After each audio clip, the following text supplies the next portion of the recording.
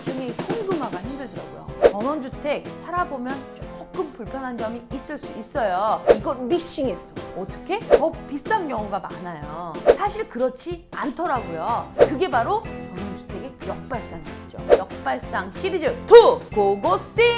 안녕하세요. 노라원 언니와 부동산 할래! 노라원 언니와 부자 될래! 놀부 여지영입니다.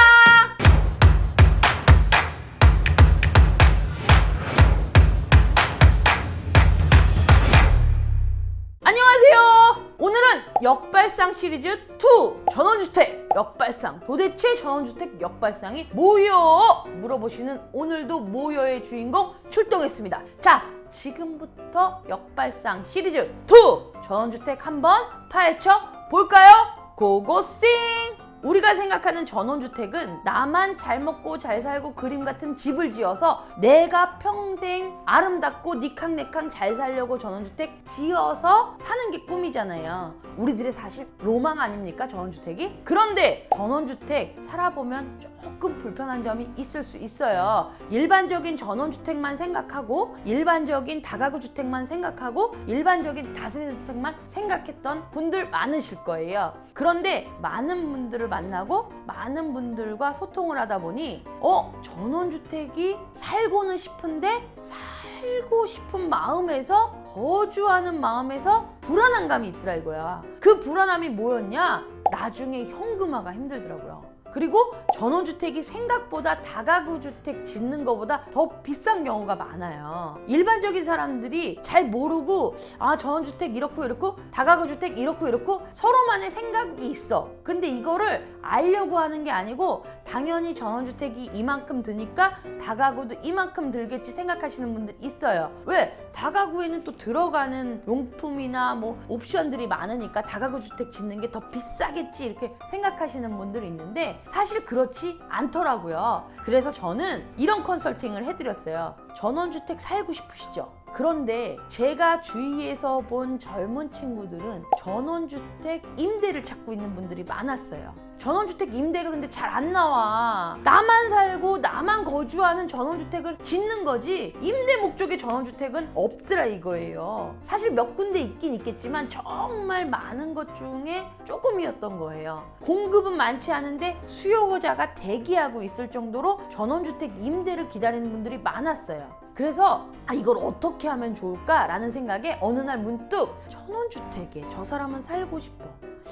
세입자는 전원주택 같은 걸 살고 싶어.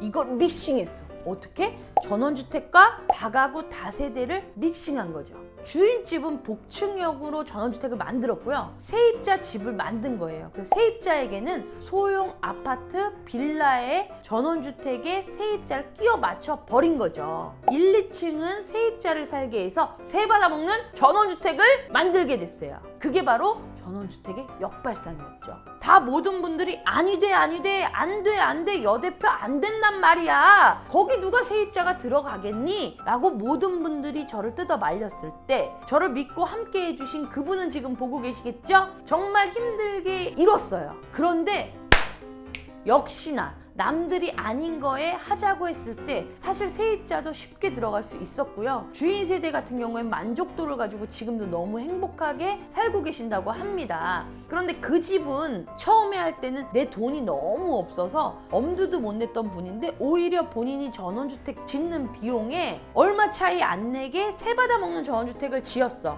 모자란 부분을 세입자의 보증금으로 채우셨거든요. 정말 저를 보면 항상 감사하고 고맙다고 하시는데요. 여러분들도 책에서만 배우고 남들이 무조건 아니라고 하는 거에 한 번쯤은 생각의 전환을 하시길 바랄게요. 그러면 남들이 아닌 거를 했을 때 남들보다는 조금 힘들 수는 있어요. 힘들지만 내가 그걸 다 이뤘을 때는 정말 짜릿함이 있어요. 여러분들도 용기 내서 여러분의 역발상 하나씩 한번 만들어 보시길 바라겠고요. 여기서 깨알 정보 쏙쏙쏙 들어갑니다. 농지 전용 부담금이라고 들어보셨어요?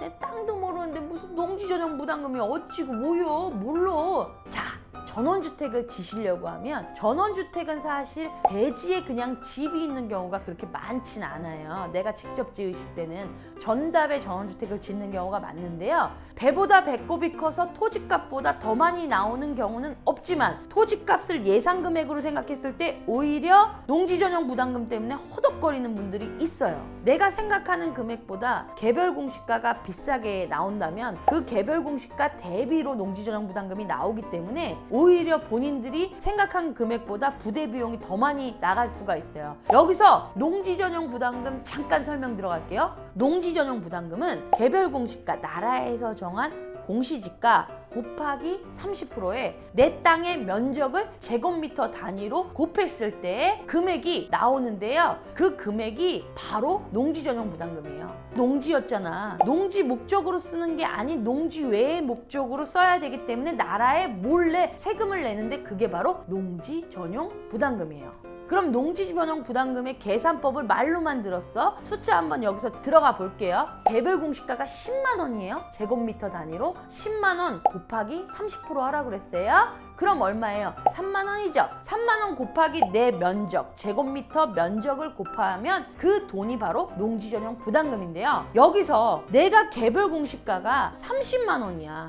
그러면 나는 3만 원에 3배가 돼야 되는 9만 원이에요? 아니에요. 우리나라는 그렇게 빡빡하지 않았어. 5만 원까지만 내. 내가 5만 원까지만 받을게. 5만 원에 상한선 커트라인을 만들어 주신 거죠. 그래서 아무리 개별 공시가가 비싸고 30%를 한들 상한선은 5만 원이에요. 5만 원 곱하기 제곱미터의 면적, 농지전용 부담금이다. 농지를 대지로 바꿀 때 꼭 필요한 비용이니까요. 알아두셔야 되는 깨알 정보입니다. 그리고 두 번째, 이런 집을 짓다 보면 사실 택지에서 짓는 게 아니다 보니까 상하수도나 전기를 끌어와야 되는 경우가 많아요. 그리고 절대 이 땅에 대해서 진입로는 꼭 확보가 되셔야 되거든요. 그러니까 진입로에 대해서 분명히 나는 맹지가 아니야. 맹지가 아니라고 했는데 어떤 분은 맹지에 당한 적이 있다고. 이 땅을 파시는 분이 절대 맹지가 아니라고 했는데 알고 보니까 맹지였어. 그래서 제가 계약하러 가는 날 이거 분명히 지적도상에 맹지인데요? 분명히 말씀드렸는데 본인이 땅이 너무 좋아서 계약하시려고 했어. 제가 면사무소 가서 분명히 확인하시라고 했더니 결국엔 제 말이 맞아서 너무너무 고맙다고 하신 경우가 있어요.